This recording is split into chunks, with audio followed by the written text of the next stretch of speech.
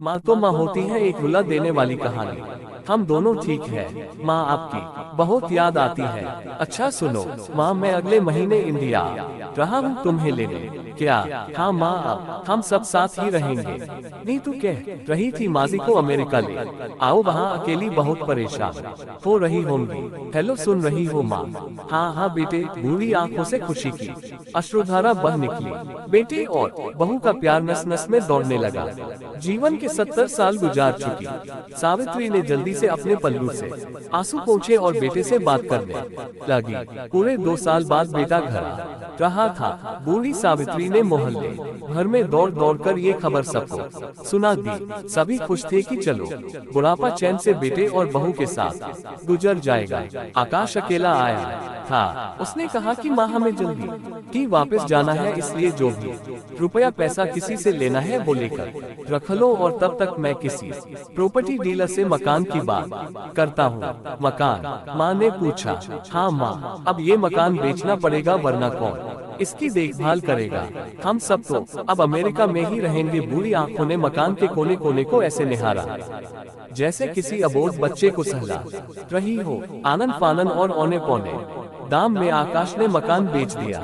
सावित्री देवी ने वो जरूरी सामान समेटा जिससे उनको बहुत ज्यादा लगाव था। आकाश टैक्सी मंगवा चुका था। एयरपोर्ट पहुंचकर आकाश ने कहा, माँ तुम यहाँ बैठो, मैं अंदर जाकर सामान की जांच और बोर्डिंग और वीजा का काम निपटा लेता हूँ। ठीक है बेटे। सावित्री देवी वही पास की बेंच पर बैठ गई। काफी समय बीत चुका था। बाहर बैठी सावित्री देवी बार बार उस दरवाजे की तरफ देख रही थी जिसमें आकाश गया था, लेकिन अभी तक बाहर नहीं आया। शायद अंदर बहुत भीड़ होगी सोचकर बूढ़ी आंखें फिर से तकतकी लगाए देखने लगती। अंधेरा हो चुका था। एयरपोर्ट के बाहर घमाघमी कम हो चुकी थी। माँ जी, किससे मिलना है?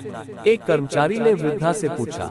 मेरा बेटा अंदर गया था टिकट लेने, वो मुझे अमेरिका लेकर जा रहा है। सावित्री देवी ने घबराकर कहा, लेकिन अंदर तो कोई पैसेंजर नहीं है। अमेरिका जाने वाली फ्लाइट तो दोपहर में ही चली गई। क्या नाम था आपके बेटे का? कर्मचारी ने सवाल किया। आकाश। सावित्री के चेहरे पे चिंता की लकीरें उभर आई। कर्मचारी अंदर गया और कुछ देर बाद बाहर आकर बोला, माँ जी, आपका बेटा आकाश तो अमेरिका जाने वाली फ्लाइट से कब का जा चुका। क्या? वृद्धा की आंखों से आंसुओं का सैलाब फूट पड़ा।